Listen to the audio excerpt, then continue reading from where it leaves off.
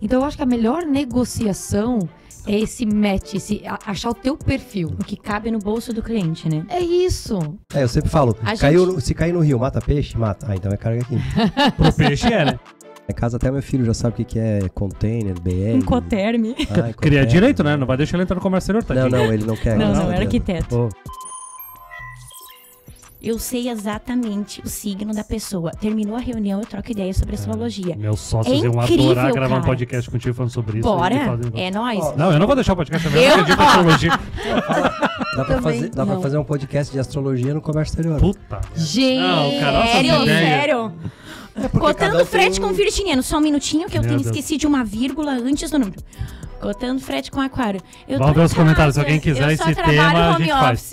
Eu só trabalho home office. Escorpião, não fechou comigo? Filha da puta, pode deixar que tu vai ver o cara.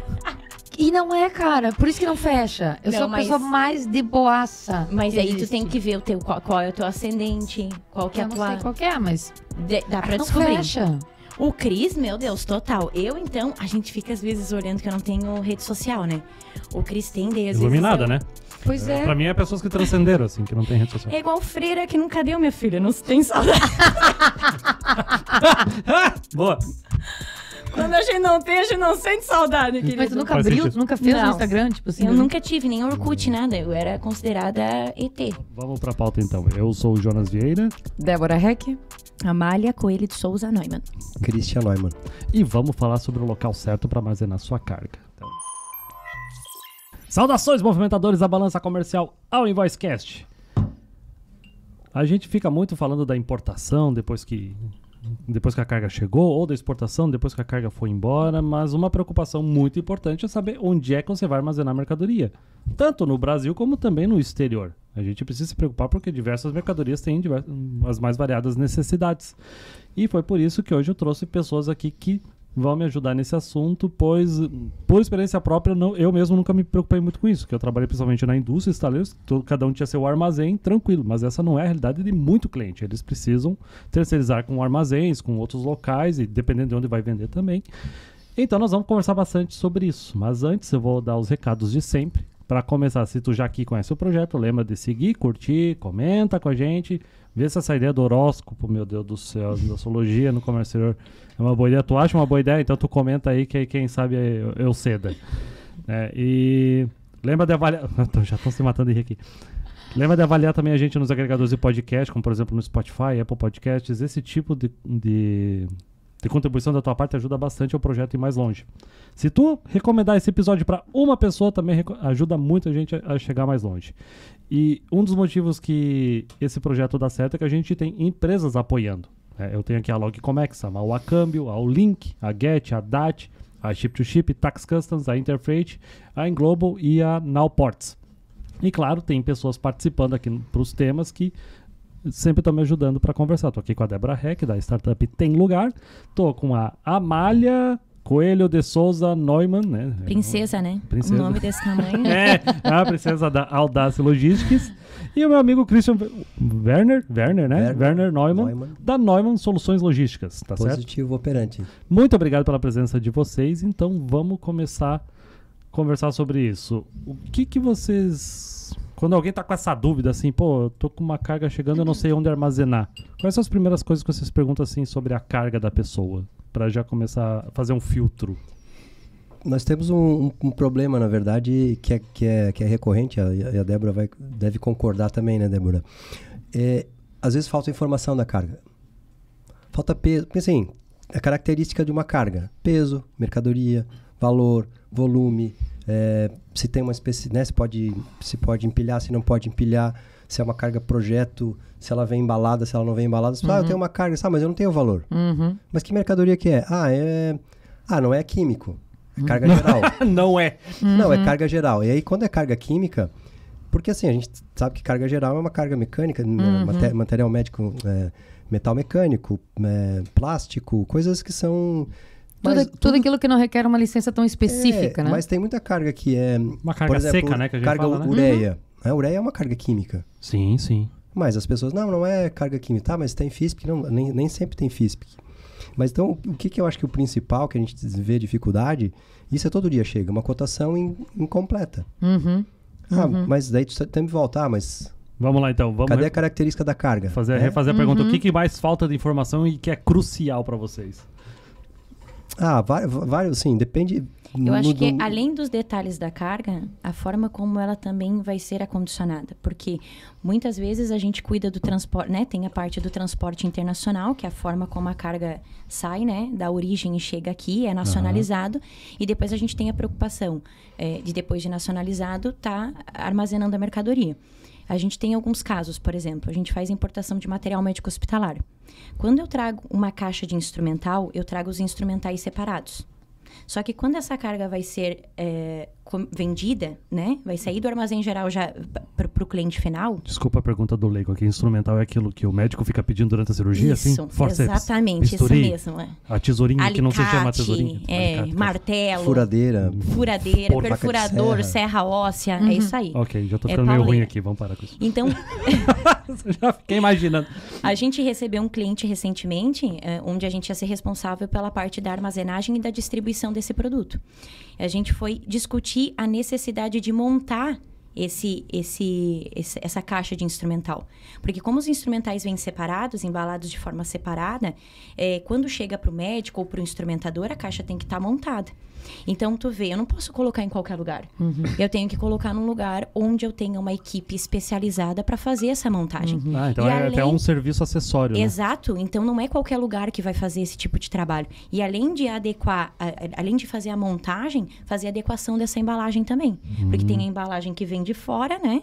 E também tem a embalagem do importador, né? Que é a embalagem da regularização ali da Anvisa para colocar esse produto no mercado. Como é que se chama? É a embalagem primária, né? A do transporte? É a primária. É a primária, né? Tem que e remover. depois tu faz a... Né? Então, tem uma etiqueta da Anvisa, que é uma etiqueta de nacionalização. Tem toda uma adequação daquela embalagem. E ali tu vai discutir. Tem mão de obra para isso? Quanto que vai sair? Você não consegue ter esses dados no momento que tu tá fazendo a projeção de custos antes de começar essa operação. Porque normalmente o cara fala assim, não, mas deixa isso daí lá na etapa final. Depois a gente fala disso. Depois que a carga chegar, a gente vê, né? Isso compõe o custo. Porque, né, tu precisa deixar o material adequado para a venda. Então, vai fazer parte do teu custo, o custo do teu produto. Entendi. Então, acho que o que falta também além das informações da carga, como o Christian comentou inicialmente, também é essa clareza de como tu vai vender o produto, vai vender em caixa, em unidade. A operação da mercadoria, então. Eu chamo de escopo, eu acho que todo mundo entende. Exato. E às vezes a gente fala isso, pegando o gancho, como esmiuçar tudo isso para o cliente, né? Eu, na plataforma, eu desenho um storytelling que eu imagino ser mais didático pro leigo. O que isso quer dizer? O cara, a primeira coisa que ele tem que me dizer é que localização que tu queres esse teu armazém e o tipo de carga que tu tens na mão. Porque com o tipo de carga eu vou atrás da licença necessária. Exato. Ali eu já filtro as opções que vão te aparecer, né? Dependendo do tipo de licença, é mais opções ou menos opções a trabalhar. E ali eu começo a esmiuçar o escopo. Porque o pessoal não sabe, às vezes, dizer assim, ó... Eu vou ter que etiquetar, eu vou ter que abrir uma caixa master, botar numa caixinha ainda, eu vou ter que montar um kit. Eles não te esmiuçam isso, né? Às vezes nem sabem o que vão fazer. Você começa a perguntar, eles te acham chato, né? Nossa, mas pra que tanta informação? Porque precisa de tanta informação pra montar um trabalho desse. Porque armazém não é tudo igual, né? Armazém não é tudo igual, né? Os caras veem de fora talvez um galpão. Débora, eu só quero um galpão. Cara, mas, de novo...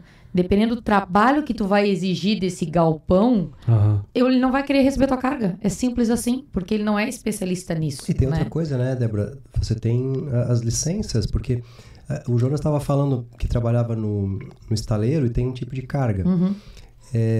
Quando a gente eu vindo de armazém alfandegado. Eu também. E a gente lá, como a gente recebe mercadoria, a gente recebe carga, não recebe mercadoria. Quem recebe mercadoria é o importador. Ele tem mercadoria na mão, ele que vai vender, ele que conhece a mercadoria. A gente sabe que é carga. Então, a gente só diferencia, né, de uma maneira geral, há um tempo atrás, a gente só cuidava aqui de carga mecanizada ou mão de obra, ou de mão de obra, né? Carga batida ou carga mecanizada. Carga batida, o que é a carga batida? A carga batida, quando a gente fala, é a carga que ela exige mão de obra para descarga. Manual. É o contrário do mecanizado. Pensa manual, assim, pelo óbvio, é o manual. Pneu, caixas, né? Por exemplo, porque a mercadoria paletizada, normalmente ela tem esse perfil para facilitar a movimentação. Quando a mercadoria é muito sensível a volume, né? Tem um volume alto e e um valor agregado baixo, eles tiram o pallet para não ocupar espaço. Ah, sim. Então você maximiza ao máximo a estufagem do container. Pois é. Desculpa interromper, mas eu tive um período que eu trabalhei com químico, inclusive importando ureia. E aí lá o meu chefe explicou que eles tiravam pallet para aproveitar o máximo do espaço do container, mas ele tinha que tomar cuidado com o preço da mercadoria, porque às vezes o trabalho do manual de tirar a caixa e não poder usar a empilhadeira encarecia a operação a ponto de não compensar. Né? Porque ela é mais alta. É quase o dobro o valor, né? É o detalhe do detalhe, né, cara? Tu acha que tu tá economizando e lá na frente tu tá gastando mais, mas pensa comigo, não existe almoço grátis, beleza? Não existe. Então assim, eu economizei na origem, beleza, mas no destino talvez tu pague por isso. O que tu economizar? Então depende muito. Teve uma época ali da pandemia, pallet estava uma fortuna. Então talvez lá justificou. Agora não, então assim, depende muito de momento, de realidade, do quanto que tu coloca mais retirando um pallet de fato, né? É por isso que eu acho legal que quando o cliente dá a oportunidade de tu fazer o estudo para ele, de apresentar opções, porque às vezes ele vem e fala, eu quero 1 metro cúbico de carga, eu vou trazer no marítimo consolidado. Dependendo do volume dessa carga, a quantidade de custos que tu tem no recinto alfandegado, quando essa carga consolidada chega aqui, acaba tendo, vale muito mais a pena tu fazer um aéreo. Né? Sim, porque pode acontecer. Tem que fazer conta, né? Você tem que fazer conta, porque né, o custo, a armazenagem acaba sendo mais em conta, né? Devido às várias taxas que a gente tem no consolidado. E você, em contrapartida, no aéreo, acaba tendo um transit time menor. Claro, né? Um frete maior acaba elevando tua base de cálculo para o recolhimento dos impostos federais. E, também, consequentemente, né? O estadual. Mas, em vários casos que a gente fez alguns estudos, acaba compensando. Nossa, eu não imaginei. Então, quer dizer que em 35 dias eu vou conseguir receber minha carga em 7? Sim. Pelo basicamente o mesmo preço. Então, a gente acaba avaliando essas opções. Essa era uma coisa que eu fazia muito quando eu trabalhava em estaleiro, porque eu tinha mercadoria de valor agregado alto, mas ela não tinha ela não era volumosa. Sim. Então, muitas vezes, o aéreo compensava Eu faço isso com as armas. No marítimo. A gente faz isso com as armas, assim. Depende muito do estado de espírito das companhias aéreas em aceitar, né? Esse tipo de... É pauleira.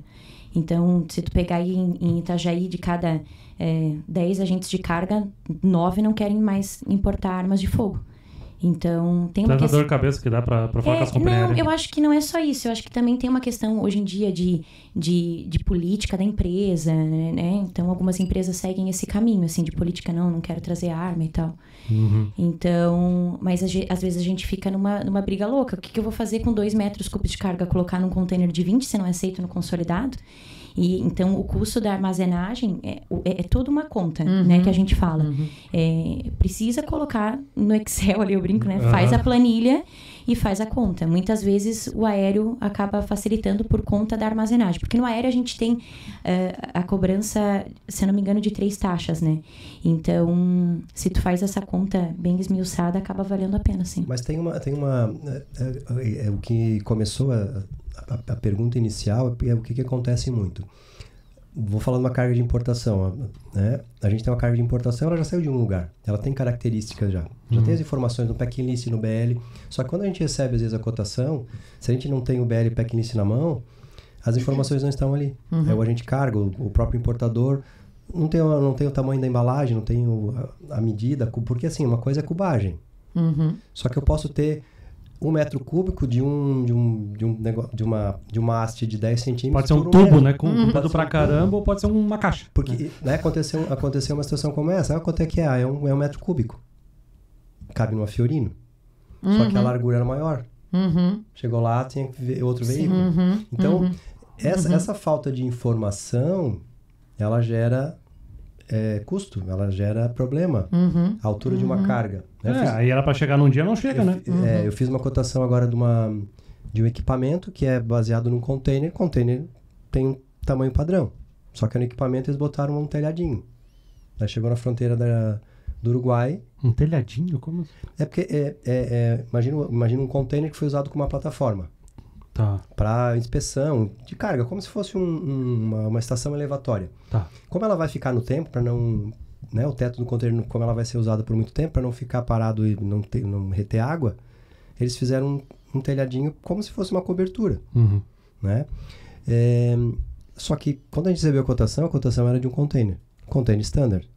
Aí chegou lá aqui no Brasil, não teve nenhuma restrição. Chegou lá no Uruguai, só, peraí, tem mais... Tem um excedente aqui. 10 ou 15 centímetros. Aí tem batedor, escolta, muda todo o cenário porque uma diferença mínima, às vezes 5 centímetros, 10, né?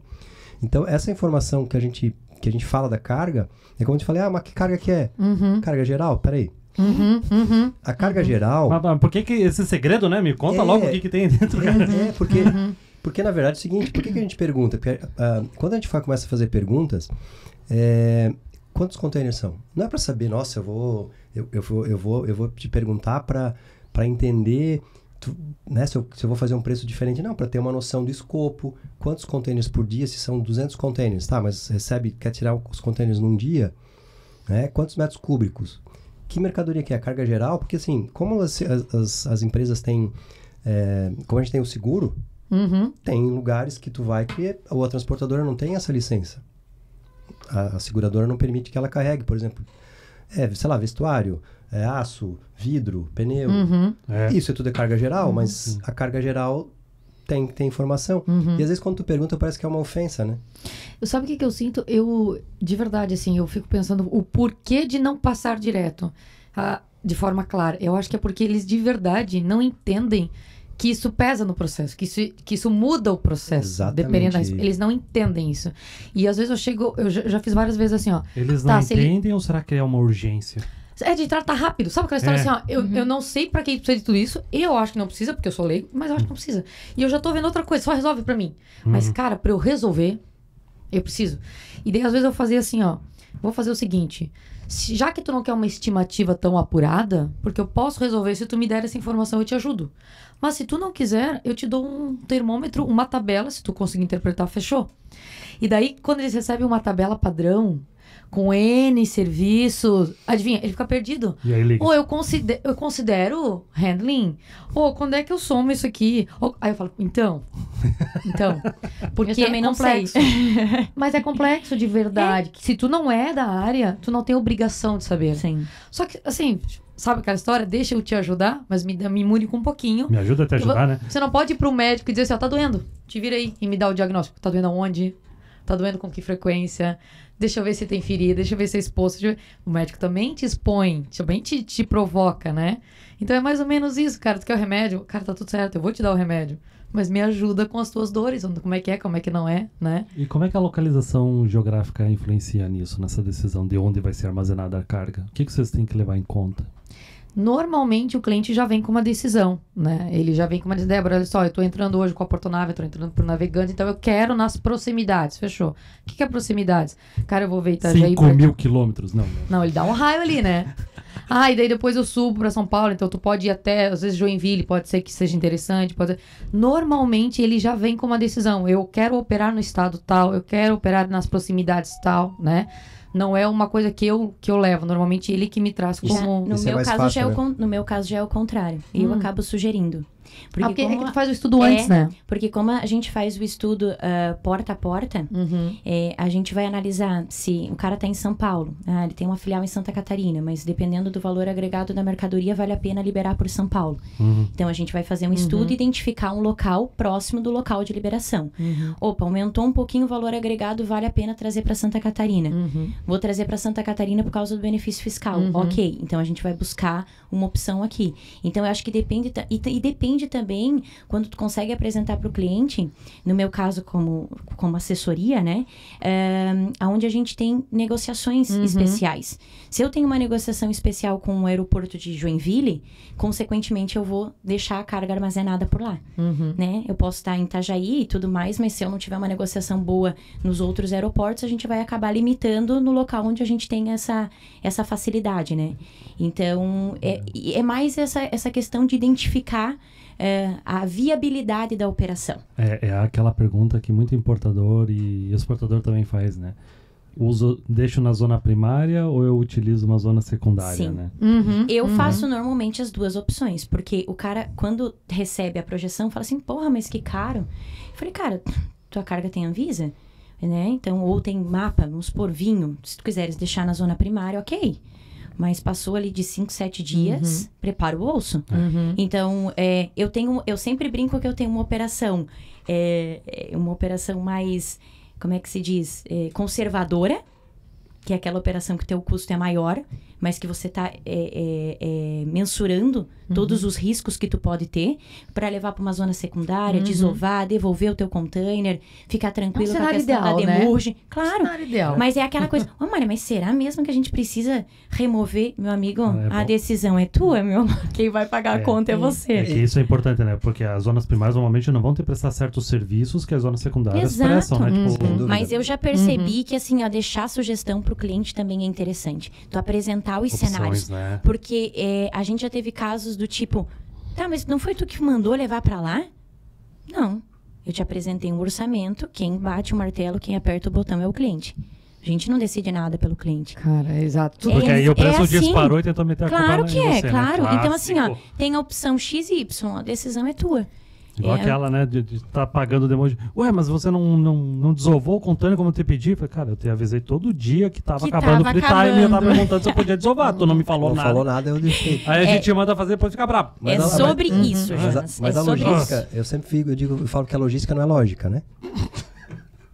Porque, na verdade... Devia, né? Não, mas de fato ela tem uns intervenientes ali, cara, que acontecem. Temos um corte do podcast. A logística não é lógica. A logística não é lógica, porque ela... Ou não é uma ciência exata? Não, não devia ser, né? Não, eu digo, vou te dar um exemplo, porque do ponto de vista logístico, eu fiz uma cotação de uma carga projeto, que é um veículo com um equipamento especial embarcado num veículo. E vai para o Mato Grosso do Sul. Aí eu fiz a cotação por Santos. Passei o valor pra gente de carga. Aí ele pediu, agora me faz a cotação de Paranaguá, mandei de Paranaguá para Itajaí, e de Itajaí para Mato Grosso. Então, olha só, a mercadoria está próximo, o Porto Santos, perto do Mato Grosso do Sul. Lógico. Só que tem um benefício fiscal. Então, o que o importador quer avaliar? Opa, peraí. Será que eu vou gastar mais com o frete do que o benefício fiscal vai me dar de vantagem? E aí a gente tem, por exemplo, como a Amália comentou, temos eu tenho um acordo com o aeroporto de Joinville, então eu tenho uma tarifa reduzida.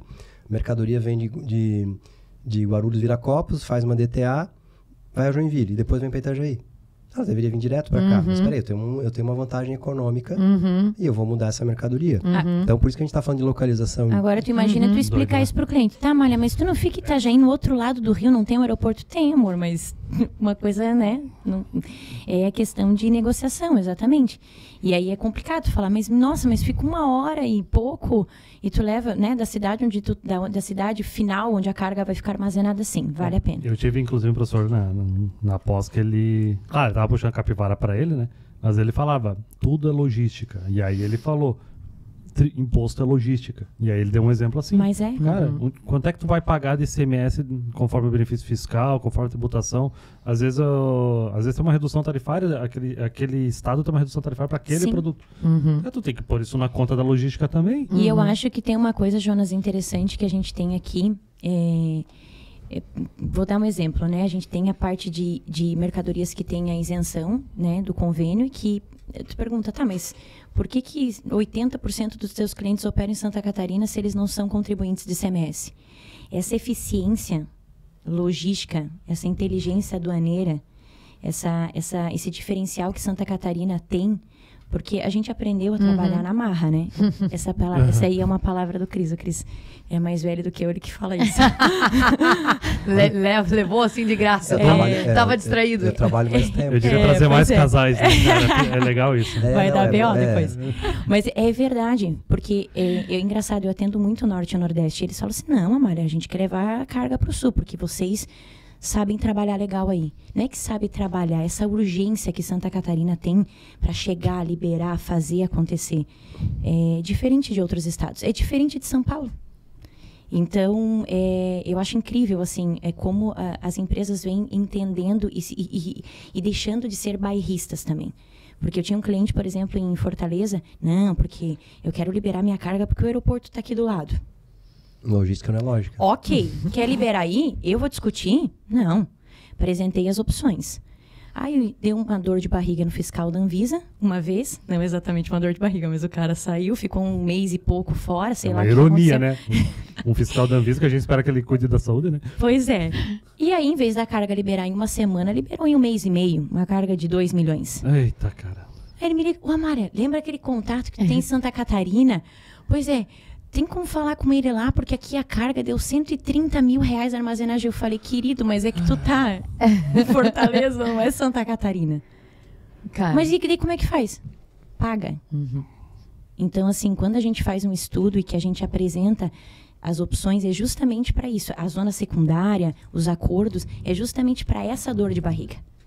Não é para quando tá tudo bonitinho. Eu tenho uma teoria sobre por que a gente é tão eficiente na parte portuária aqui em Santa Catarina. Que eu acho que é por causa do tamanho do Porto de Itajaí, cara. O Porto de Itajaí, ele não cresceu muito ao longo dos anos.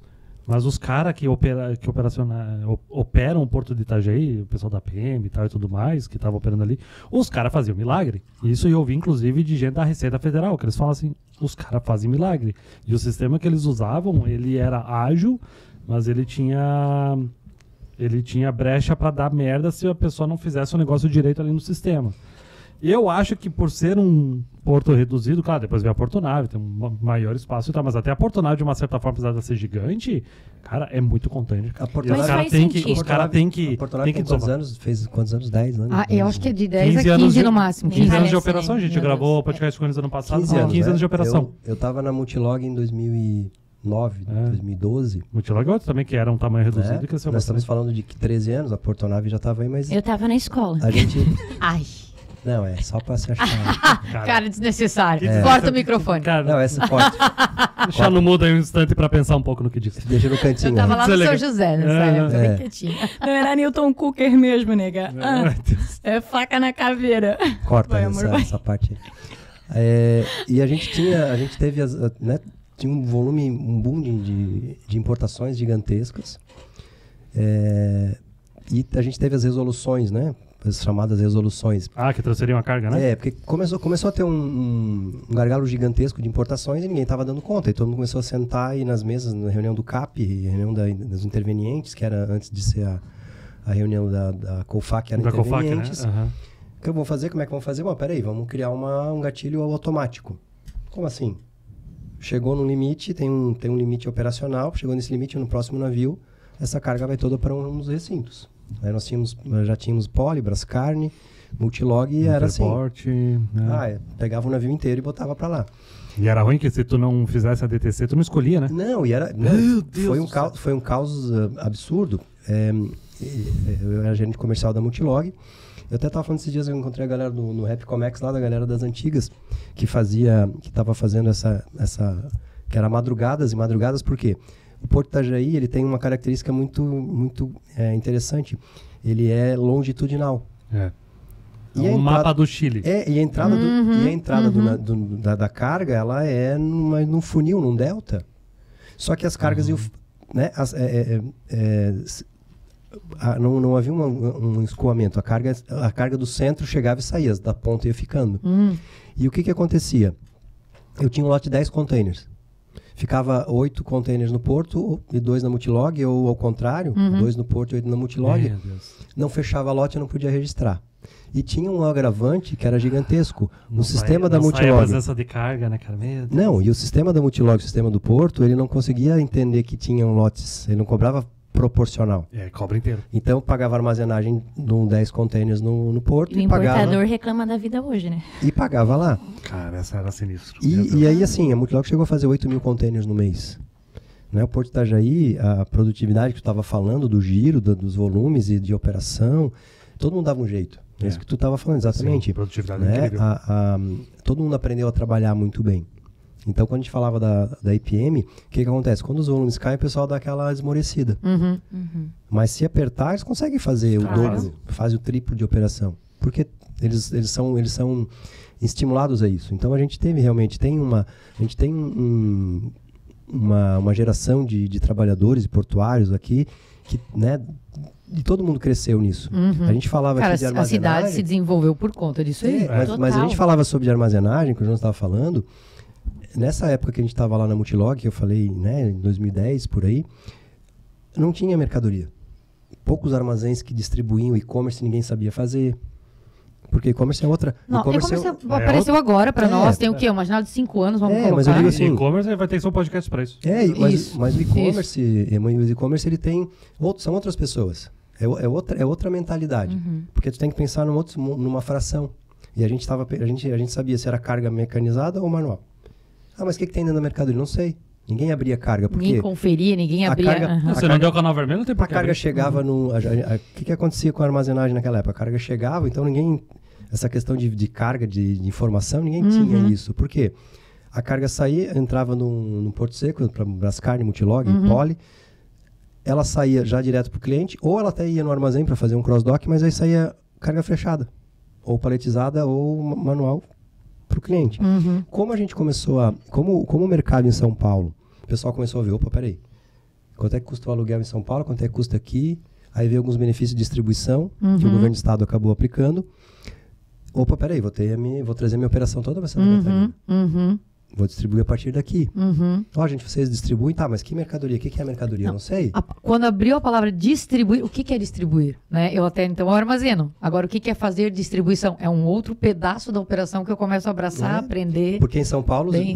Já faziam bem mais. Muito, né? Lá sempre fez. E aqui não. Aí a gente Espírito Santo, né? Faz muito e-commerce. Aí a gente aprendeu a entender o que é carga, cada carga, que tipo de carga, as características que a gente estava falando aqui agora. Exato. E é recente se a gente falar, porque a gente vem do container, aí do container vem as cargas lá, manual mecanizado, aí que a gente está entendendo de mercadoria agora, né? Concordo. Né? Já está com excelência, enfim, mas... A gente está melhorando o nosso perfil de armazenagem, talvez, sabe? Puxando essa tua história, assim, de amadurecimento de região mesmo, né? A gente fala de um lugar talvez meramente portuário, no sentido de passa por aqui e vai embora. Sim. E agora a gente está falando de, além de ser portuário, a gente pode armazenar, a gente pode distribuir, a gente pode abrir, a gente pode etiquetar, a gente pode montar kit, a gente sabe expedir, os nossos sistemas estão melhores. Eu fico muito feliz quando eu fico andando pela região, caçando os novos armazéns. Cara, tem muito armazém. O Cris fez isso. Muito armazém novo. E caras bons, caras que eram transportadores somente agora estão querendo ser operadores logísticos, estão se aperfeiçoando para isso. E essa também é a proposta do Estado com relação ao benefício fiscal. Nunca foi fazer o Estado servir de corredor. Porque a ideia de quando você fala de reduzir um imposto, o recolhimento do imposto estadual, é justamente você fomentar em todas as pontas. Utilizar a estrutura do Estado. Não é só usar o despachante, usar o porto, usar o aeroporto. É você usar a estrutura daqui, a mão de obra que vai separar, que vai embalar, que vai readequar. A carga fica aqui o máximo possível até precisar ser entregue a quem precisa. E eu ainda acho que, assim, no estado, né? num futuro muito próximo, essas operações de transferência de estoque entre filiais e matriz ou vice-versa ainda vão ser tributadas e vão ser, de alguma forma, penalizadas, não é a palavra certa, mas... mais equalizadas, eu acho, sabe? Para que a gente consiga fazer com que a operação ocorra da forma como que tem que ocorrer, como o Estado entende que deve ocorrer. E para negociar com um armazém? O que vocês acham assim, que ajuda na hora de você querer ver preço, ver melhores condições? O que tem que chegar num armazém Eles querem volume. Volume, tem que levar volume, né? Não dá para ficar compartilhando com todo mundo, então. Isso, mas sabe, eu uso um termo bem simples, no sentido de dizer assim, para mim o que funciona é um match. O que é um match perfeito? Sabe aquela história? Então, tipo assim, eu sempre pergunto pro cliente, cara, tem armazéns tops, com uma estrutura J4, linda, aquele pé direito maravilhoso. Parece Disneylândia, né? A gente isso, vê assim, a gente tem isso aqui na região, legal. Se o teu produto paga isso, se justifica isso, a gente tem esse cara top, sabe? O Brad Pitt ali pra apresentar, a gente tem. Não, mas não preciso disso. Cara, tô de boaça, eu não sou aqui também nenhuma... vamos colocar aí, como é que é o nome da Angelina Jolie, né? Eu vou baixar minha régua. E a minha carga é um commodity, é um bazar, não sei o quê. Eu quero um cara que funcione. Não precisa ter muito sistema, não precisa sei o quê, mas é um cara operacional, um SLA baixinho, preço baixinho, competitivo. Temos também esse cara. Então, eu acho que a melhor negociação é esse match, achar o teu perfil. O que cabe no bolso do cliente, né? É isso, sabe? Então, assim, negociar é negociar. O que tu precisa? Pra mim, negociar é achar o que tu precisa. Cara, Débora, pra mim, porque eu utilizo métricas, sabe? Tem preço, tem qualidade de atendimento... tem estrutura física, tem um cara que tem uma certificação. Existem métricas para eu balizar o cara, o prestador de serviço, e te entregar a melhor opção. E aí vai ser a melhor negociação, de fato. Porque vai atender as expectativas de ambos, né? Até mesmo porque se ele for para o concorrente e o concorrente não ter essa percepção e essa visão, ele vai voltar.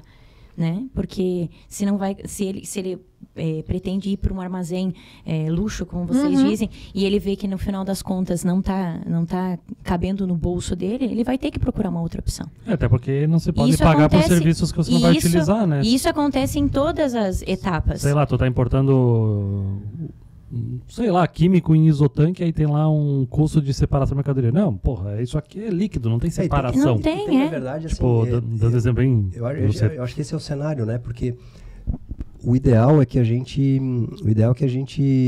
Eu sempre falo, né? Pra gente que tá cuidando da operação, na verdade, tu tem que primeiro não negociar valor. O valor, primeiro negocia a operação. O que você precisa?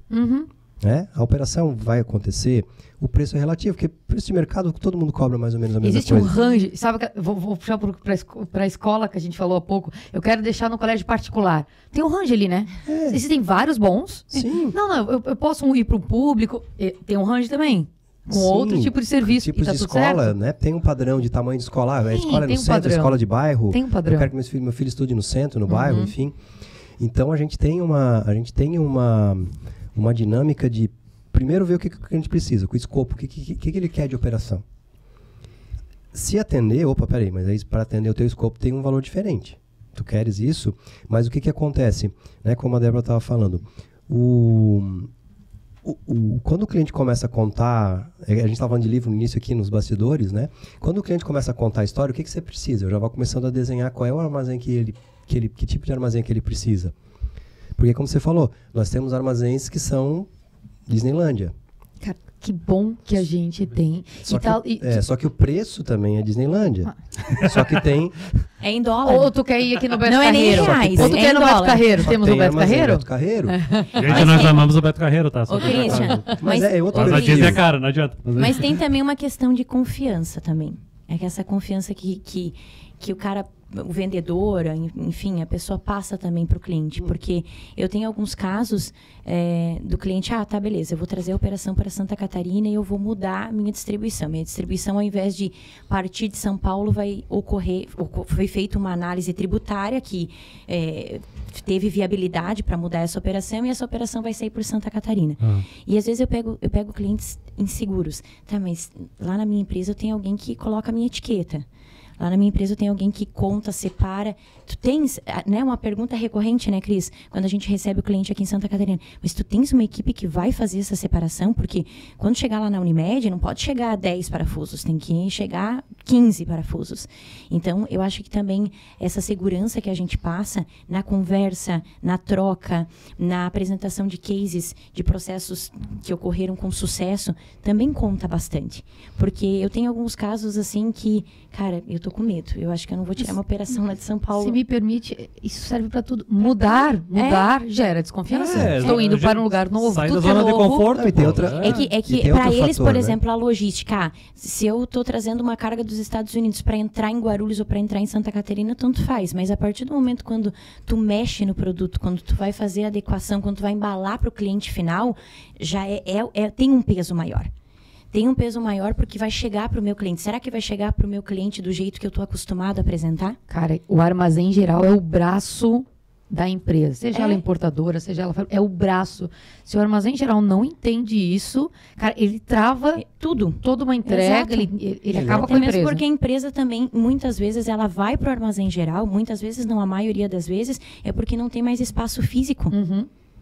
Né? Para armazenar aquela carga. Então, ela terceiriza justamente. Ou ela precisa porque ela não tem, só tem um escritório. Mas tem outra coisa que eu acho que tem um fator que é interessante, que é o match, né? O match de paixão. Porque, às vezes, tu vai num lugar, o cara, né? Vocês estão rindo aí, mas assim, o cara vai num lugar, tem cara que não gosta né? Quando tem uma visita, o cara, eu quero conhecer o armazém. O cara chega lá, atendimento, o cara toma um café, tem uma simpatia, tem isso também, tem esse... Com certeza, porque a gente se relaciona com CPFs ainda. Exatamente, né? É o santo bater, né? Exatamente, tem um feeling disso.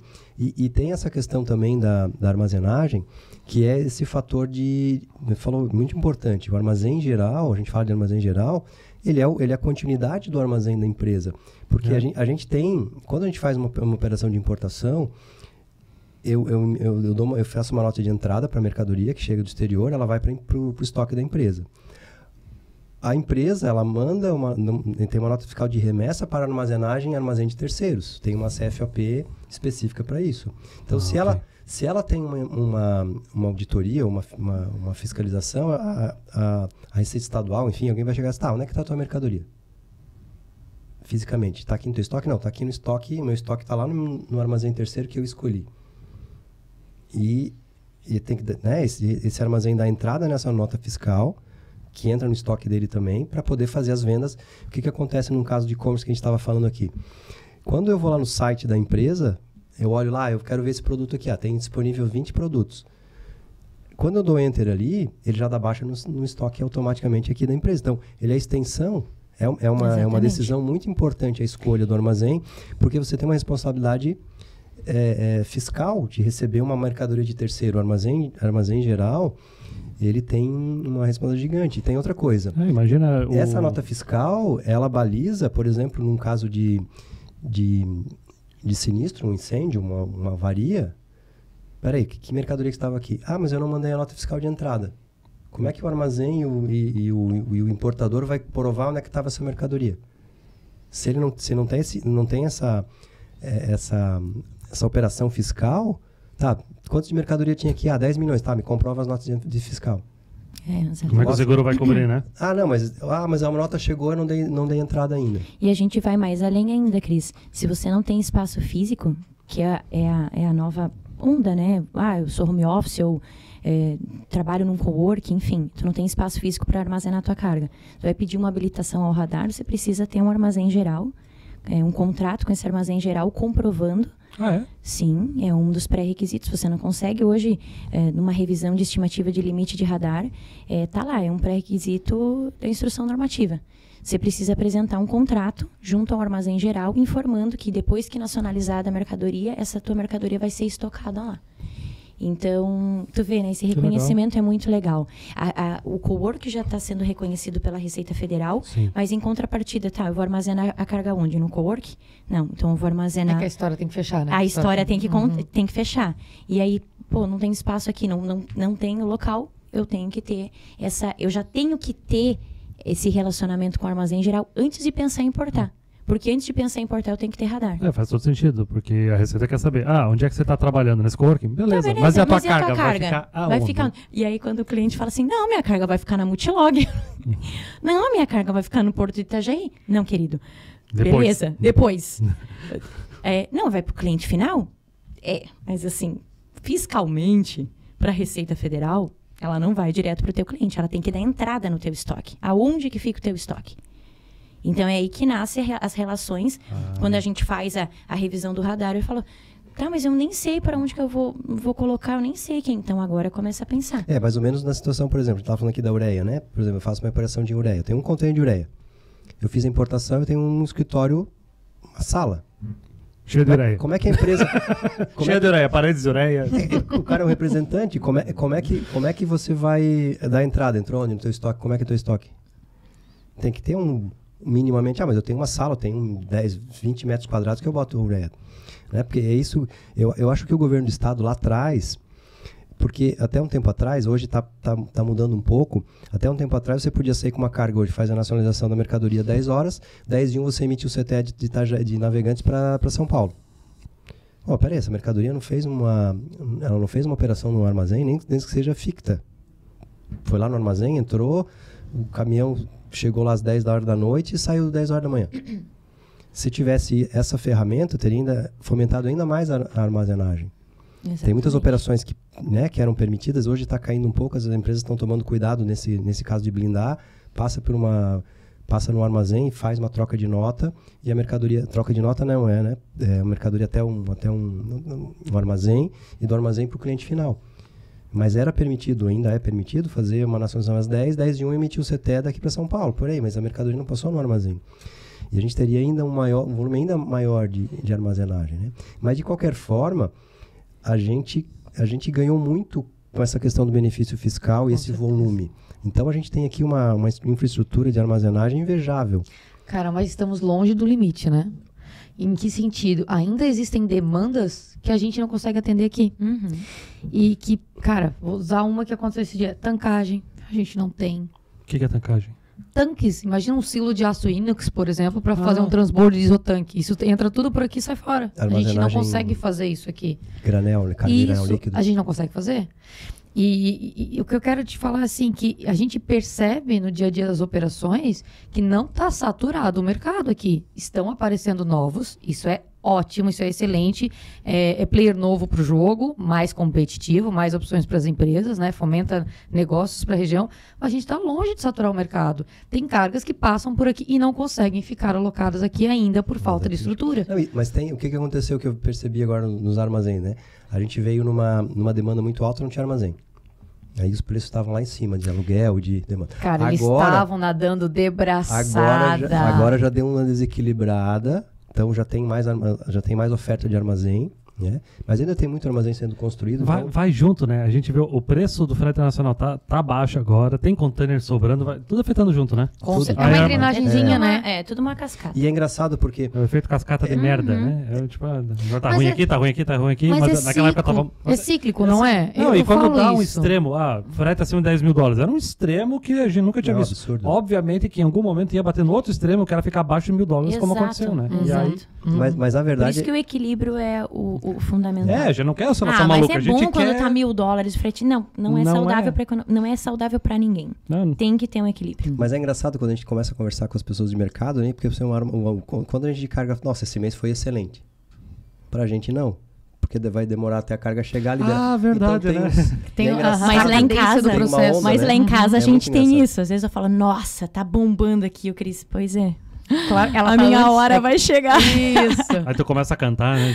Já começa a cantar. Porque tu fecha a carga hoje, uma carga marítima vai demorar 20, 30 dias até chegar a liberar, então tem essa onda cíclica. É por isso que o Cris não gosta quando eu começo a cantar, porque ele não tá feliz ainda. Mas depois vai ter um momento dele. Não tem coisa mais irritante do que você tá lá triste e tem uma pessoa feliz do teu lado. Tu quer todo mundo triste contigo. Ai, que horror, não é verdade, não é possível. Mas a gente... mas dá um ranço, cara, quando tem uma pessoa feliz dando tudo certo na vida e tu tá na merda ali. É fácil pra tu negociar com ela. Ou então tu paga o boleto desse mês, daqui a 3 meses eu pago, fechou? A gente acabou, faz a conta da casa é contigo. É por isso que a conta já tá tudo dividida lá em casa, nega. É um dia da caça, outro da... Se não ficou claro pra audiência, tá? Nós estamos com um casal aqui, tá? Então por isso que tem... Casal Comex, lá em casa até meu filho já sabe o que é container, BL. Incoterm. Cria direito, né? Não vai deixar ele entrar no comércio exterior, tá? Não, ele não quer. Não, era arquiteto. Ai, que bom. Vai ser feliz, né? Já sabe normal, desde Quer dizer, cara, minha irmã é arquiteta e ela me contou umas histórias que eu não sei se o Comex não era mais tranquilo, cara. Tem que ser bom de número. Não, cliente mesmo incomodando com loucura. Mas qualquer área tem o comércio exterior, o problema do comércio exterior não é o problema são as pessoas. Ô, Jonas, não importa a área. Eu acho que o importante é tu fazer aquilo com amor, porque eu e o Cris, assim, eu falo por mim, mas eu tô 12 anos com ele, eu admiro muito, assim, tudo que ele faz com amor, e a gente... Rafael, põe música romântica agora.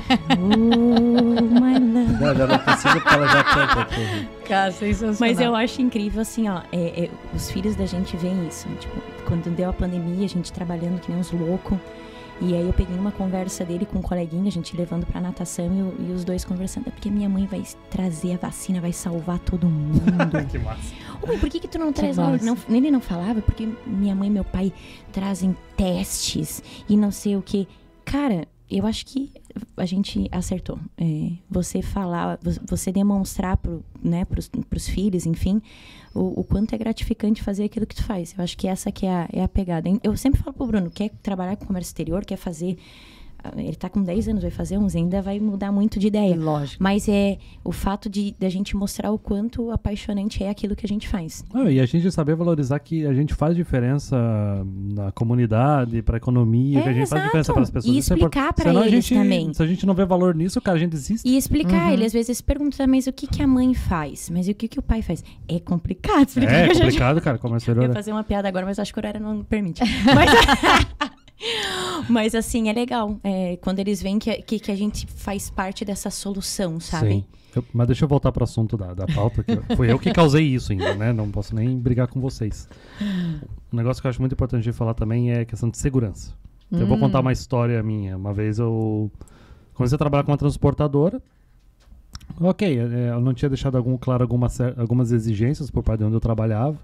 Mas o que aconteceu? Era pra carga chegar, sei lá, final do dia e não chegou. Mas eu não... Muito jovem ainda, fui pra casa, não dei bola, achei que a carga tinha chego. No dia seguinte que eu fui saber que a carga não tinha chego onde eu trabalhava. E aí a transportadora deixou num armazém pra passar a noite. E eu falei, cara... Mas eu te falei na reunião que nossa carga não pode passar a noite em lugar nenhum. Um dia que ela passou a noite. Passou a noite no armazém e tal. Eu já tinha passado nesse lugar. Era um breu, não tinha segurança. Ele encostou o caminhão lá e deixou no pátio. Tipo, entrou no pátio do armazém encostou, lá, na área fechou. E aí, tipo, dormiu lá o caminhão e chegou de manhã no dia seguinte. E aí ele brigou comigo porque eu falei, ele assim, cara, mas a gente tem seguro, por que tu tá se preocupando com isso? Eu falei, cara, se a carga for roubada, não adianta me dar dinheiro. Porque eu trabalho na indústria. Eu não consigo colocar esse dinheiro no que eu vou construir. Eu preciso do maquinário. Então foi uma falha assim, não aconteceu nada com a carga. Eu tenho um caso, tu falou, tem um caso que é bem legal. Eu vou contar o meu primeiro. Era uma carga caríssima que ele deixou num lugar que claramente não tinha segurança, tipo, não tinha um controle de entrada e saída de pessoas legal e tal, não era uma área alfandegada, claro, não tinha monitoramento 24 horas e tal. E tem uma questão então, de gerenciamento de risco, né, se isso é possível. Mas essa percepção de entender que, tipo, a carga não podia dormir ali, né? A gente só teve um caso de trazer uma importação de um equipamento médico hospitalar de quase 5 milhões. Chegou no Porto de Santos, vamos levar para Belém, para um hospital. Atendi um hospital lá, vamos entregar a carga lá. Pô, é chão, hein? É porque assim, a gente teve experiências positivas e negativas com Vila do Conde. Então, eu preferia liberar em Santos e entregar lá do que... Teve uma carga que a gente levou lá 20 dias para levar a presença de carga. Então, a gente acaba... A logística não é lógica. E aí, beleza, contratamos a transportadora, vamos entregar a carga lá. 4 dias, sei lá, não lembro exatamente qual que era o transit time de entrega. 4 dias a carga tá lá. O cara saiu no primeiro, segundo dia, o rastreador desligado. Meu Deus.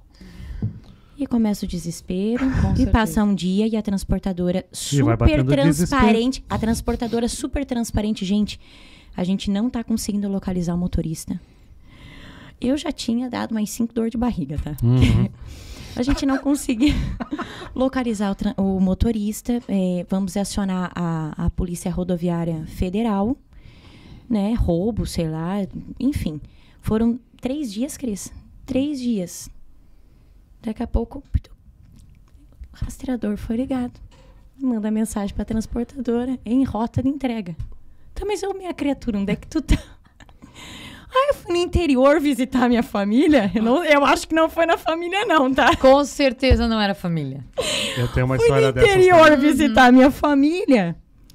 Mas, tô indo lá entregar o material. Eu não sei se eu ficava feliz, porque, como você mesmo disse, o problema não é o seguro, o problema não é É a carga, né? É a carga. Seguro tem, mas não vai fazer sujeito a carga do nada. Mas eu tava feliz, porque o dito cujo apareceu e a carga estava em rota de entrega. Fizemos todos os testes, era um tomógrafo. Fizemos todos os testes, estava funcionando perfeitamente. Ele aproveitou e visitou a família. O cara tava feliz, tranquilão. Qual das famílias foi, não sei, Eu não sei, mas com o rastreador desligado a gente imagina. Mas, gente, como que pode, né? Essa questão da segurança, isso é inadmissível. Isso é uma coisa que não pode acontecer. Gerenciamento de risco, né? Tem um caso história, Cris. Engraçado. Eu fui contratado por um despachante de Joinville para fazer uma operação de DTA. Até foi aberta uma rota diferente. DTA é uma carga que veio em Ro-Ro, de Paranaguá para São Francisco do Sul, lá no Rocha, para fazer a liberação aduaneira. E depois ir para Joinville de novo. Sentei lá, conversei com eles e tal. Era Franklin Electric. Prestem atenção nos nomes. Franklin Electric. Olha... Tu pode falar nome ou quer que a gente ponha um pi no futuro? Pode. Então tá bom. Olha, só não confunda com a Frank. Frank Máquinas. Não, a Frank era a Frank de... Hoje a Docol comprou, que são cubas, pias, só que tem a Frank, uma empresa alemã, Frank. E tem a Franklin Electric, é bem diferente. Franklin Nossa, questão de tempo pra dar merda, né? Não, e olha, era uma máquina que vinha do Japão, tava assim, sabe quando tá todo mundo olhando? Sabe quando a Copa do Mundo, sabe a final do Super Bowl, assim? Os diretores, os donos, tava tudo olhando. Todo mundo colaborando pra dar errado. Aí eu contratei uma transportadora de Curitiba, que é especializada em carga de projeto e tal. Não, beleza, tranquilo. E era uma sexta-feira. com chuva saindo de São Francisco. Beleza, todo mundo tá. Carga tá aí, todo mundo online, parecia ao vivo, né? Se tivesse câmeras, era helicóptero e até drone. Porque a carga é uma carga super sensível. A máquina que você falou, não é o valor. Não tem valor, né? Imagina se tiver que fazer tudo de novo, o atraso, o tempo de... É máquina de quê, perdão? Era uma máquina industrial, de equipamento industrial para a indústria eletroeletrônica. Daqui a pouco, o caminhão... Cadê o caminhão? Não chegou? Desapareceu. Tá, e eu liguei para a transportadora. Assim, cadê o celular? Não, no celular do motorista não tem. Tá, e o rastreador não? O rastreador não tá ligado? Como assim? Cadê o cara? Cadê o cara? Esse rastreador, né? Fica apitando, enchendo o saco, ele pode desligar esse negócio, né? Onde é que ele foi? Só pode. Na família. Pra Frank. Não foi pra Franklin. Pra família foi o meu. Que ele foi pra onde não deveria ir. Aí ligaram o motorista e tal. Voltou pra Frank, mas depois de algumas horas, então deu todo aquele desespero. Aí o pessoal da Frank no outro dia, na segunda-feira, liga. Disse, escuta, aquele caminhão que veio aqui quase tombou. Porque ele foi fazer uma curva, e era uma curva que não estava preparada para caminhão de carga projeto. Era uma parte meio mole. Eita. E ele ainda bateu numa casa de gás, num negócio de energia. Então, assim, ele quase tombou com a máquina, porque era noite, era uma curva bem fechada, e ele saiu da estrada, então pegou uma parte do barranco, assim, um gramadinho. Cedeu, certo? Se deu uma cedida. Imagina assim, tudo que podia dar por uma falta de...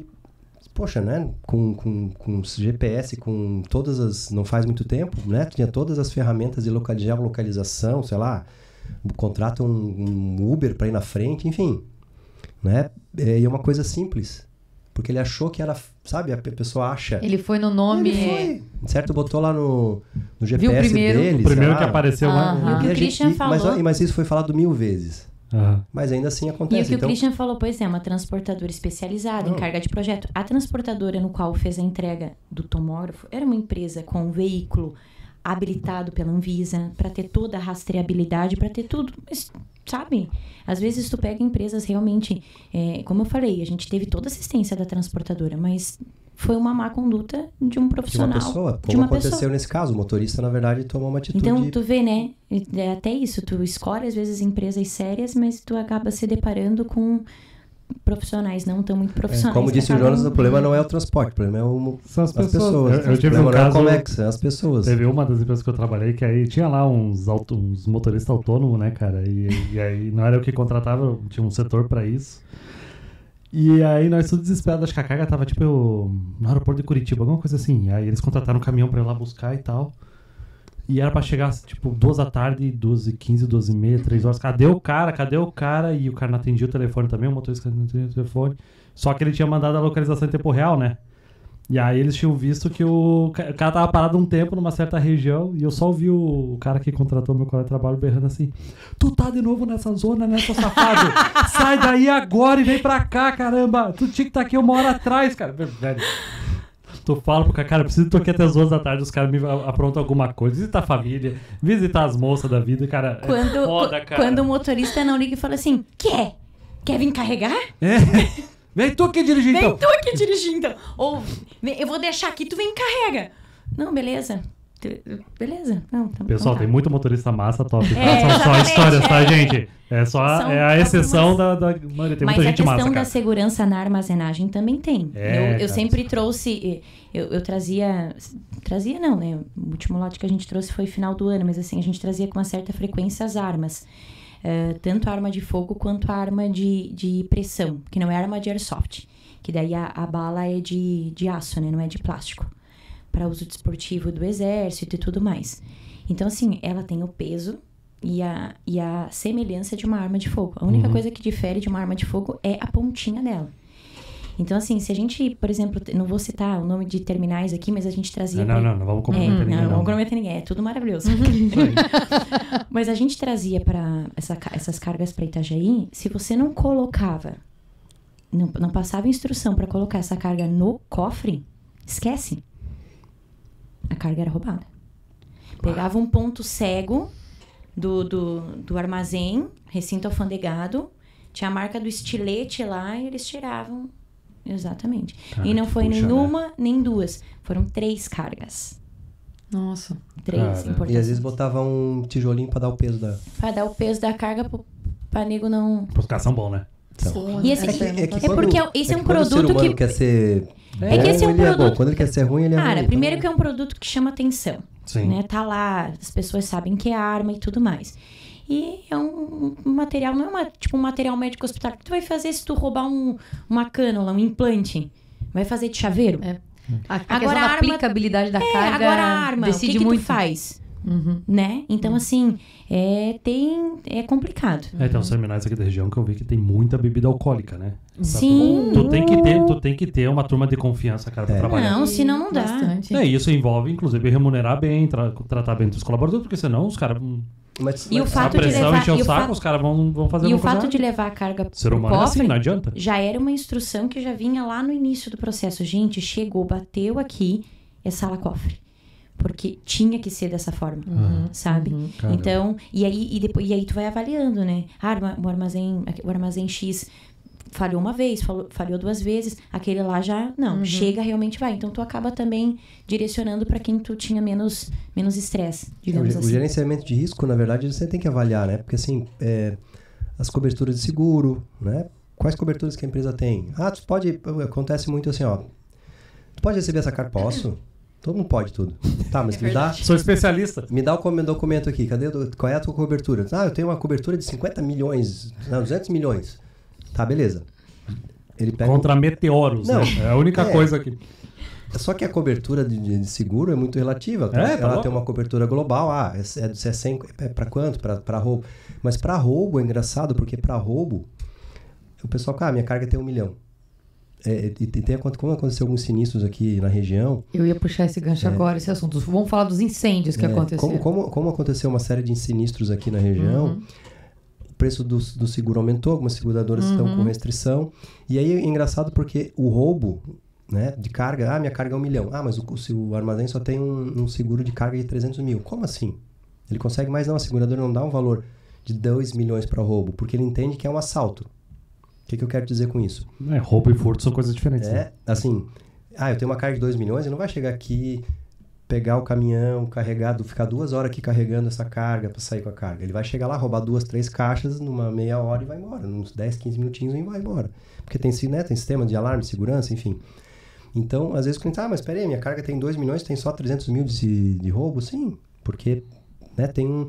E aí, se tu quiser aumentar... E tem seguros, tem os armazéns da região aqui estão tendo dificuldades na cobertura e os valores aumentaram muito por conta dos últimos sinistros que aconteceram de incêndios, né, vendaval, enfim. Exatamente. Tá meio complicado para os armazéns Esse negócio do seguro. de apólice de seguro, eu percebo que ninguém lê. Porque é chato. É chato. Aí passa batido. É chato. Lógico que é um documento maçante. É quase pior que as letras miúdas do BL. É quase pior. Aí o que acontece? Aí tem muita pegadinha nessa história, assim. O cara é transportador e armazém geral. Aí o cara manda... Eu tenho seguro. Ele manda o quê? A pólice do transporte. Então ele não tem seguro no armazém. E essa informação, ela não tá clara para a empresa. Ele diz que tem aonde, diz que tem do quê, diz que tem qual valor. E essa conversa, esse detalhamento, muitas vezes não acontece, né? Verdade. Ou por desconhecimento de quem está contratando, ou por má fé de quem está vendo, não sei. Ou por eu quero agilizar e não tem tempo para ver. Ou Existem ambos, vários né? fatores. O que vocês acham melhor? Confiar e conferir a parte segura dos armazéns ou contratar por conta própria? O que vocês acham melhor? Eu acho que tem... Cara, Porque você, como dono da carga, pode também segurar por conta própria, né? só que o que acontece? Existem Não. 2 tipos Não. de seguro. Não, tô é que o numa seguro seara que eu não- internacional, o seguro internacional é diferente do seguro do transporte e diferente do seguro da armazenagem. Então. tá. E Então... na armazenagem ainda tem mais coisas, assim, ó. Falando de armazenagem, existe o seguro da carga, existe o seguro patrimonial. Olha só, são coisas distintas, né? Entende? Então, uma coisa é eu danificar aquilo que foi avariado. Outra coisa é eu ressarcir o vizinho que foi avariado por aquele cara aqui. Tipo, um caminhão entrou com tudo, derrubou o muro. Isso é patrimonial. Isso é E patrimonial. quebrou a carga, aí caiu a carga. Aí é seguro de carga. Isso. Então, são seguros diferentes, com coberturas diferentes, por motivos diferentes. E aí que tá, não existe saco ou conhecimento para se detalhar e ir tão a fundo. Então, eu acho que de verdade é por isso que entram as consultorias, por isso que Pra entra poder esmiuçar isso. esmiuçar, para dar essa clareza, porque o cara não sabe. Essa semana mesmo eu tive que explicar para um cliente, não, mas o transporte, por que tá tão caro? A de Valore, não, mas eu já tenho seguro internacional. Eu, não, Uma coisa é uma coisa. Mas então quer dizer que eu vou pagar 3 seguros? Seguro internacional, seguro do transporte, o seguro do armazém? Sim. São coberturas diferentes. E tem a cobertura ainda de... A não ser que você abra mão de algum e corra o risco. O risco Tu pode optar, né? Eu tenho um armazém comigo. Tem armazém que o cara de documenta. fato... Isso. Débora, eu não tenho seguro. Se o cliente quiser endossar o seguro dele aqui pra mim, trazer, ok. Eu não tenho. Porque o meu perfil é trabalhar com cargas brutas que não são visadas, não são roubadas. Eu não tenho esse histórico aqui. Ah, tudo bem. O cara não consegue roubar. Mas são É o poucas perfil as de carga- opções, né, Débora? São Porque o poucas pessoal não opções. quer se incomodar. A transportadora também. Hoje, se tu pega 10 transportadoras, uma topa fazer isso. Uhum. Sabe? Porque realmente o cara não vai querer se incomodar. E mudou também a questão da DDR, né? Tem uma regra agora, uma nova lei da questão do DDR, que é o direito de regresso, vamos dizer, onde o importador, por exemplo, ele diz, não, peraí, eu vou usar o meu seguro. Só que tem gerenciamento de risco também, então assim, fica elas por elas, né? Porque o gerenciamento de risco é diferente do seguro, né? O gerenciamento de risco é a gerenciadora, uma parte do ad valorem é uma empresa que tu contrata para verificar o teu risco. Exatamente. Para acompanhar a tua carga, para dizer o que tu pode fazer. Gerenciamento de risco no transporte, eles ó, a tua mercadoria é, sei lá, é cobre. Ela vai poder sair de Itajaí às 10 horas, vai parar às 2 horas em Joinville, depois vai parar às 4 horas em Curitiba, vai dormir em Curitiba. Então, ela vai dizer o que tu pode fazer, onde tu pode parar, ela vai fazer a sua análise. E se tu sair dessa rota, tu vai ser penalizado se tiver um sinistro. E a questão do seguro, o seguro ainda a gente tem um tipo seguro... assim, ele fala qual que é a operação, como tem que ser feita a Como tem que operação ocorrer a operação. para ficar mais barato. O gerenciamento de risco ele vai analisar, peraí, essa carga tu não pode receber, ou tu vai para algum lugar, ó, tu não pode, ele vai mapear, por exemplo, daqui a Uma São rodovia Paulo. que é perigosa e tal. Alguns casos até tem uma placa, tipo, informação E se tu sai, ele já não dá cobertura, porque ele que é combinou atividade. aquilo contigo. E o gerenciamento de risco, na verdade, assim, o que ele faz? Ele diz, ele já deixa no rastreador quais postos de gasolina tu pode parar daqui a São Paulo, por exemplo. Então tem lugar que ele não pode parar. Se der uma dor de barriga nele, ele vai parar e vai bloquear o caminhão. Mas se ele precisar comer e for no grau, ferrou, né? Que lá é caro pra caramba, né? Se ele tiver num lugar que não tem sinal de GPS, ele pedir o comando para segurador, eu tô com uma dor de barriga aqui e não der tempo, Tá ele vai ter vendo? que parar o caminhão. Nem sempre parar na luz vermelha é às vezes o cara para ali pra se alimentar mesmo, porque ele tem que parar naquele horário, então... Mas tem isso, trava o caminhão, então assim, tem... Caramba. Mas vamos fazer uma analogia com o carro, pro leigo entender. É simples isso, né? De entender. Cara, eu tô fazendo seguro no meu carro.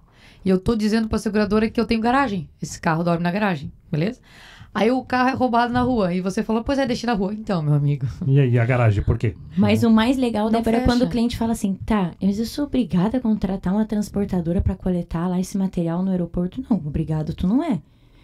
Pode coletar, mas depois se tu chegar na empresa, for fazer a conferência, estiver faltando alguma coisa, aí um cliente lá de São Paulo, Cris, manda o funcionário dele, vai lá com o teu carro, vai. O cara parou pra tomar sei lá o que o cara foi fazer, roubaram o carro dele com uma carga de 500 mil dentro, lembra? Eita, nós. E aí, como é que tu faz? O cara tava com um veículo, não é utilitário, né? Mas não era... Não, era um veículo Tipo uma habilitado. van, assim, da vida. Não era. Era um Da veículo... empresa, né? Não era um veículo da empresa, era um veículo de uso pessoal. Ah, tá. Né? E ele foi fazer uma coleta de uma mercadoria de material médico hospitalar, que é uma mercadoria pouco volumosa e de altíssimo valor agregado. Pô, vou pagar 3 mil reais pro cara ir lá tirar. Deixa que eu vou ali, eu boto no banco de trás a caixinha e trago. Deixou a caixinha no banco de trás, roubaram o carro, roubaram a carga. Simples assim. Mas tu tava falando... Parece que o universo, né? Eu quase acredito na astrologia nessas horas. Por isso eu te digo, eu acho que o barato... Pois é. Esse daí devia ser um pisciano que foi coletar mercadoria. Começou os signos. Mas, ô Jonas, na verdade é o seguinte... Pisciano é azarado? Não sabia disso? Ai, cara, eu acho que ele confia muito na sorte, nas pessoas. Piscianos, comentem. Ai, pecado, meu Deus. Ô Jonas, na verdade, assim, é engraçado porque a gente fala que, sei lá, o cara tem uma carga de 3 milhões. Aí tu pode mas tem 300 reais de seguro aqui. Meu Deus, mas 300 reais de seguro? Muito caro, não quero. Vou achar... não, tá muito caro, vou achar outro. Pô, o cara tem uma carga de milhões e não quer, sabe? Essas O economias cara quer burras, economizar umas coisas tão Essas tolas. economias burras dói. Não fecha, né? Eu te tem uma falo, coisa que- eu me cago de medo, eu não ia coletar mesmo. Eu, sabe, essa coisa de, e se acontecer comigo? E por que não acontecer comigo? Sem contar que, assim, você acaba prejudicando a cobertura do seguro. Porque tu podes ir com o teu veículo, quando ocorre uma avaria, você pode até apresentar essa situação para a companhia seguradora. Ó, aconteceu isso, eu fui com o meu veículo. Ela vai fazer uma investigação. Mas o fato de você não ter utilizado um veículo adequado, ele vai prejudicar a cobertura. Sem contar que lá na frente, dependendo do perfil de veículo que você precisa utilizar para coletar determinado produto, você pode ter uma fiscalização posterior a isso, né? Tá, mas e aí? Cadê o CTE? Como é que essa carga veio para a empresa? Eu quero saber se a transportadora e o veículo estavam homologados à Anvisa. Aí pega a câmera de segurança, tá lá o Chevette não chegando tem. com mercadoria. O motoboy! É. Porque a caixa Dando grau, assim, pequenininha, ainda, né? o motoboy... A Fiorinha. O cara teve, quando deu aquela greve dos caminhoneiros, acho que foi 2018, cara. Nossa, que a gente... Motoboys são guerreiros, Fiz de cara. tudo. Não, eles são ninja. Nossa, cara. Eles fizeram muito transporte pra salvar a gente. Claro, coisa pequena que cabia na caixa deles, né? Mas, porra, velho. Quer ver um cliente meu querendo provar que um carro, sei lá, que era uma carroça, o que era caindo dos pedaços. Não, isso aqui tem Anvisa. Não, certamente isso aqui tem Anvisa. Certamente isso aqui tem. Mas, já falou de segurança, assim, de questão de sinistro, mas tem mercadorias, por exemplo, da área hospitalar, alimentos que precisam, por exemplo, de controle de temperatura. Não Sim. podem pegar sol. Então, E isso às também é necessário alertar o local do armazém, né? E às vezes o cliente esquece de avisar isso também. Sério? Né? Sim. Cara, mas eu acho que vai da... Tu transporta alimentos e tu esquece... Não, eu trago um material... Não você, tipo, uma pessoa esquece de avisar mas- umas coisas importantes dessas? Mas às vezes eu acho que isso parte do cliente. Eu não sei se é por... Sei lá, às vezes tá e- acostumado com Eu acho aquilo. que às vezes é intencional. Sabe aquela coisa? Eu não vou falar que tem bateria. Porque daí o frete vai ser o dobro, porque vai ser considerado uma carga ímpar. Ah, que ódio. Não vou falar que tem controle de temperatura. Vai que É o que a gente passa. estava falando da carga IMO. Ah, tá. não, é não inverno carga na IMO. Europa, chega aqui. Só é emo se explodir, né? A gente... Se pegar fogo, Eu sempre falo, A se cair no rio, mata peixe? Mata. Ah, então é carga química. pro peixe é, né? Né? Eu falo assim, Cara, Pro tipo, peixe é. a gente tinha uma carga que é um implante, é um implantável. Então, assim, ele precisava de controle de temperatura. E o que sinalizava o controle, né, dessa temperatura era a cor da caixa. Lembra, Cris, desse caso? Que ficava A cor preta, da da caixa. Finlândia. Se a caixa ficasse preta, A caixa mudava de a cor. caixa mudava de cor. Você podia jogar fora a caixa. Que massa. Não, loucura, assim. Nossa, eu não sei. Era tenso. E, cara, assim, valor agregado altíssimo. Com certeza. E a pessoa esqueceu de avisar. A nossa sorte é que, assim, estava tendo uma mudança de temperatura. Na origem era inverno aqui no Brasil. Numa época, sei que era junho, julho. E tinha umas tempestades rolando lá na origem. Então, assim, não tinha nada de calor excessivo e tudo mais. Cara, foi puramente sorte. Assim, da gente coletar, da gente fazer o transporte internacional, de ficar armazenado no aeroporto aqui. E, de repente, sabe as perguntinhas para cotar o transporte rodoviário? Que daí tu começa a fazer, e aí, pode empilhar? Não pode, né? Porque a gente... Perguntas que salvam a carga, assim, do nada. Não, tem controle de temperatura. Perguntas que mostram a sua experiência, A né? Camila pra minha malha, como assim, controle de temperatura? Daí já começa a dar aquele piriri, sabe? Aí a cabeça começa a ficar quente. Daí tu, calma, peraí, mas será que eu errei Foi alguma visto coisa? isso, né? Foi visto isso? Tipo, igual quando tu erra em Coterme. Peraí, mas o seguro era X-Works, era FOB, puta merda. E aí começa a dar aquela situação. E aí, tipo, mas como é que tu me avisa? Não, mas vocês não perguntaram. Como assim não perguntaram? Tipo, tá aqui, daí tu vai lá, tu procura. Segue em anexo o e-mail que eu perguntei quanto a temperatura. Tu Gente, acha aquele e-mail, tu já fica... eu perguntei, Eu graças a Deus. perguntei, mas é inacreditável. É inacreditável. Essa semana eu fui pesquisar no e-mail onde estava lá. Esse histórico. Igual a container de 40, não com container de 40 com tetozinho, né? Aham. Sim. Eu disse, agora porque deu um frio. Eu pensei, meu Deus, porque ficou pode a carga ser retida que, na já que a fronteira. gente esqueceu de questionar isso, Né? porque eu acho que a Não, responsabilidade container de talvez 40, é mais. container de 40 é container de 40 em qualquer lugar do mundo. É da Mas gente. tentativo. Eu acho. Eu também, mas eu perguntei. sempre me coloco nessa posição. Eu sempre falo assim, não, mas eu não questionei, o culpado sou eu. Aí a minha sócia fala, não, mas ele também não falou. Eu falei, não. mas eu tenho conhecimento. Os especialistas são Sabe? gente, É a né? mesma Tem coisa que o médico. alertar. É a mesma dizer. coisa o médico fala assim: tu quer fazer uma cirurgia plástica. Cara, o médico, né? O especialista vai te orientar, porque é o dia a dia dele. Então, eu entendo, sim, que isso não é responsabilidade 100% nossa, mas, assim, eu diria 90-10, sabe? Cara, com eu acho certeza. que a gente precisa se preocupar. Mas, um dia um cliente pra mim, mas o que é carga empilhável? Sim, é tu colocar um pallet em cima do outro, uma caixa em cima da outra. Mas nunca ninguém me perguntou isso. Eu falei, porque isso custa dinheiro.